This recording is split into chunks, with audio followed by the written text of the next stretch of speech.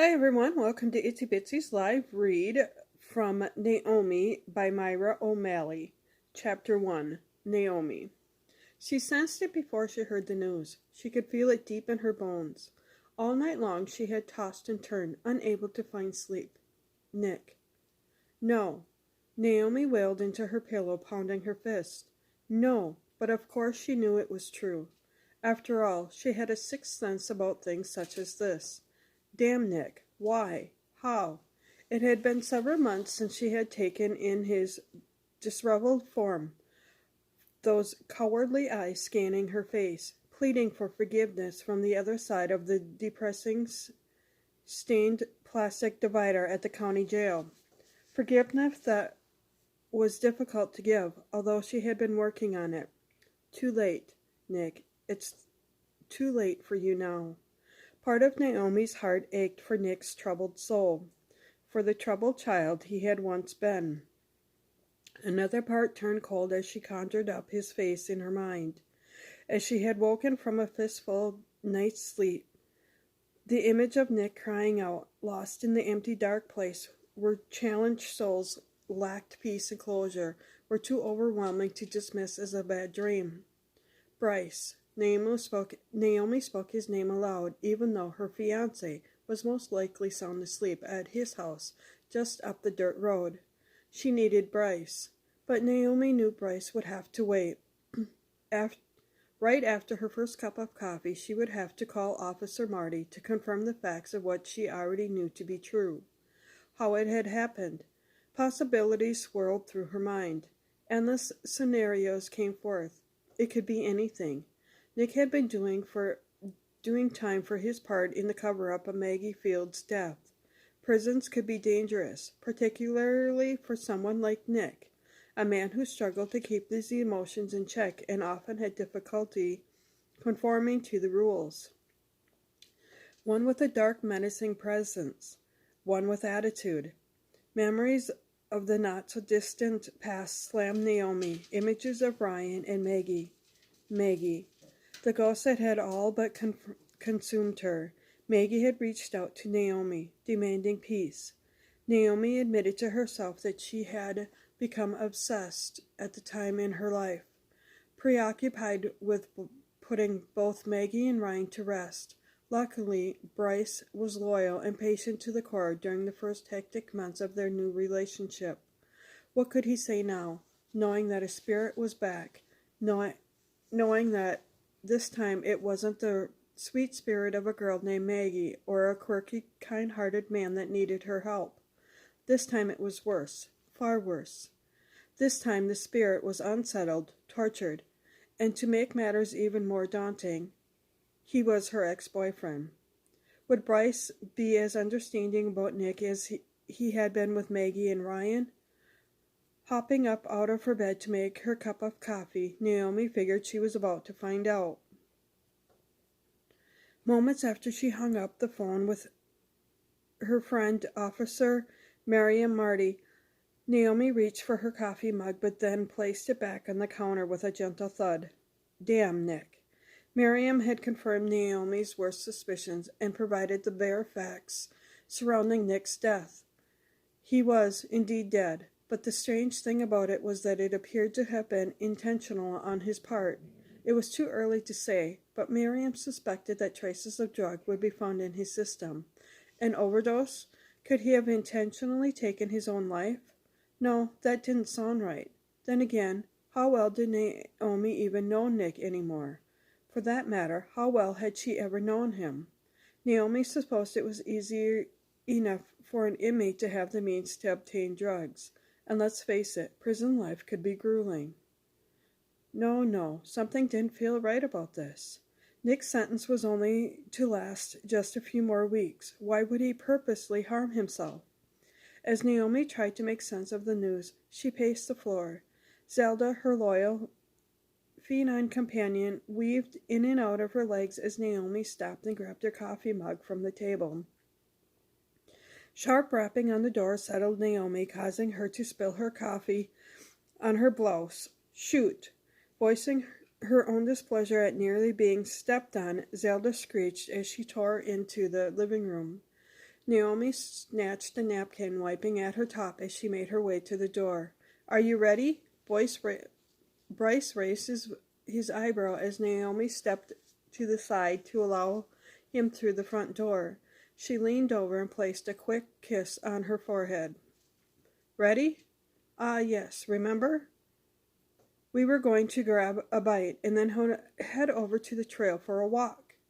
"Yes, that's right." She and Bryce had plans this morning. With everything going on, she had clearly forgotten. I'm so sorry. Give me a few minutes to change my shirt." "Sit, I'll be right back." She scurried up the stairs to her bedroom to change. This could be a good thing. The time alone with Bryce. His young daughter, Holly, was in school, and she could have Bryce's full attention. Dressed in a clean shirt, Naomi sprinted down the stairs and grabbed her sneakers. She attempted her best smile as she tied the laces. "Almost ready," Naomi managed. "What's with you? Why are you out of breath?" Bryce cocked his head as he studied Naomi. "Just excited to spend the morning with you," she offered, a bit too cheery, glancing up at him as she felt a nagging guilt in her throat. He wouldn't be happy about the news regarding Nick, and that was putting it mildly. He couldn't even begin to understand. He would tell her to leave it alone, not to get caught up in somebody else's problems. Naomi swallowed hard and gripped Bryce's warm hand as they made their way to his truck. Once inside, Naomi glanced at her fiancé and then gazed down at her lap. "Bryce," she whispered. Concern etched his handsome face. "What is it? What's wrong?" He reached for her hands. "We need to talk." Chapter 2. Naomi. Wishing she could wipe away the worry from his face, Naomi gulped. There was no way to tell him other than to just blurt it out. "It's Nick," she breathed deeply. "Nick? I'm sorry, I don't understand." Bryce shook his head, his eyes darting from the road ahead of him to Naomi's face. Of course he thought Nick was safely locked behind bars. "Nick is dead." She turned her head away, biting at her lip. Her heart pounded. This was going to be more difficult than she anticipated. "Excuse me? Did you just say that Nick is dead?" Bryce released her hand and sat back. "Ah, yes. I got the news this morning, but I kind of already knew." Her voice drifted as she shared the last part. There, she had said it. Glancing out the window, Naomi silently counted to 10. She got up to 3 before he cried out. "Whoa, back up a minute, Naomi. What are you trying to tell me?" His shaking hands were stilled as he gripped the steering wheel. Her pulse sped up as she rehearsed the words she wanted to say in her head. "I felt him last night. Nick came to me in my dreams." The few seconds it took Bryce to respond seemed like the longest lapse of time she had ever experienced. "Please understand, Bryce." "In your dreams?" He shook his head, looking out the window. "Wait, of course," he chuckled harshly. Naomi fiddled with her fingers, inhaling a deep breath. Yeah, he knew. He must have realized precisely what she was talking about.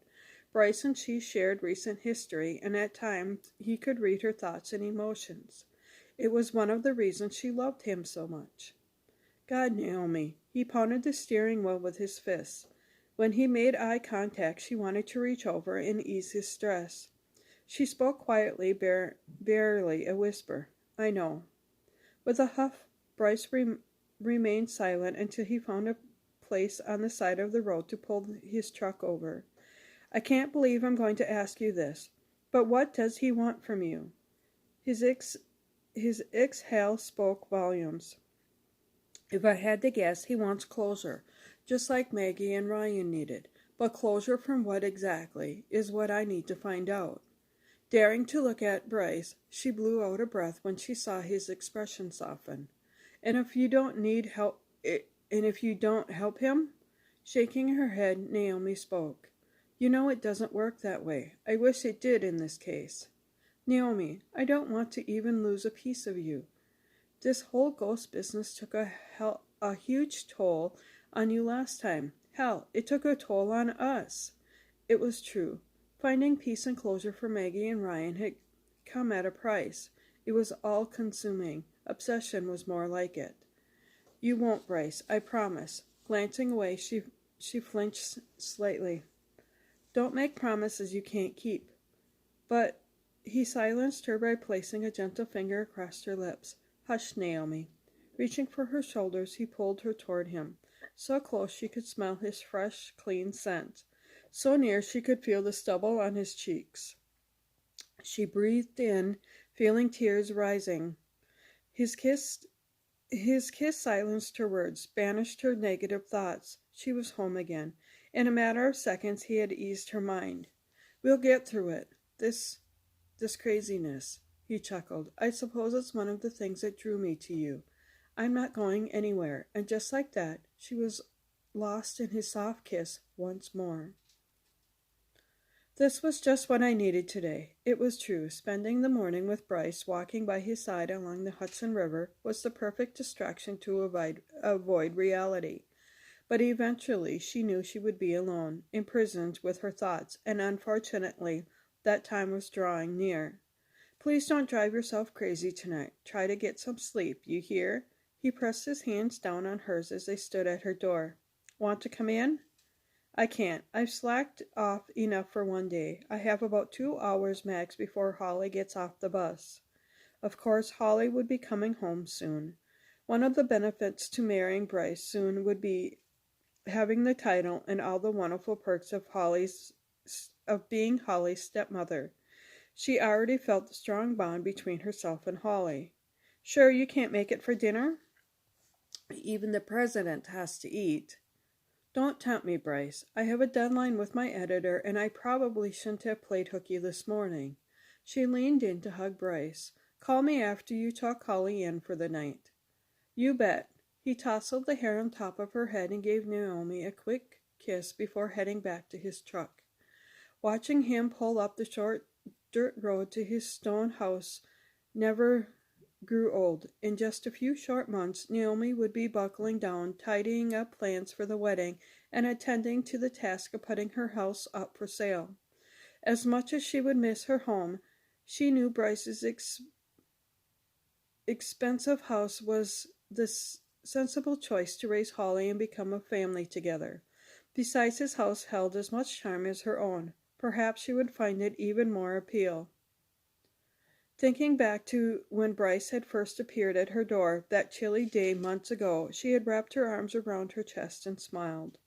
At the time she had been dating Ryan, but as her friendship with Brian deepened, their romantic connection became more distant. With Bryce, that spark had always seemed to be present, even from the very start when she pushed her confusing emotions to the side, trying to focus on Ryan. But of course she had no idea. And for that matter, neither did Ryan. That Ryan was, in fact, a ghost. Ryan. Sometimes it hurt so much to think about him. She missed him terribly, and although she never laid eyes on the spirits of Ryan and his true love Maggie again, once she solved the mystery of Maggie's death, she had to admit that she could feel their presence from time to time. From a gentle breeze to the innocent smile of a child, she sensed their warmth from the other side. Nick. Well, this might prove to be an entirely different, overworldly experience. If Nick had been so violent in his life, what would her ex-boyfriend be like now? The thought horrified her. Would his dark spirit be intensified? Would he intentionally harm her? Foolishly, Naomi hoped that maybe last night's episode would be the only time she would sense him.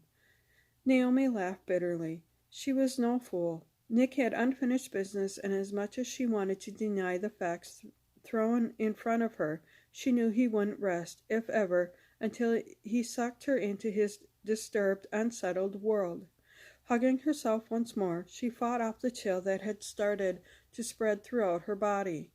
For now, she had work to do. As a contemporary fiction author, Naomi was deep in the middle of a sweet romance. Her editor, Jules, had taken to calling her every few minutes as a gentle reminder that she was on a strict deadline with her current publishing company, stated within the terms of her contract with the third and final novel she was required to produce.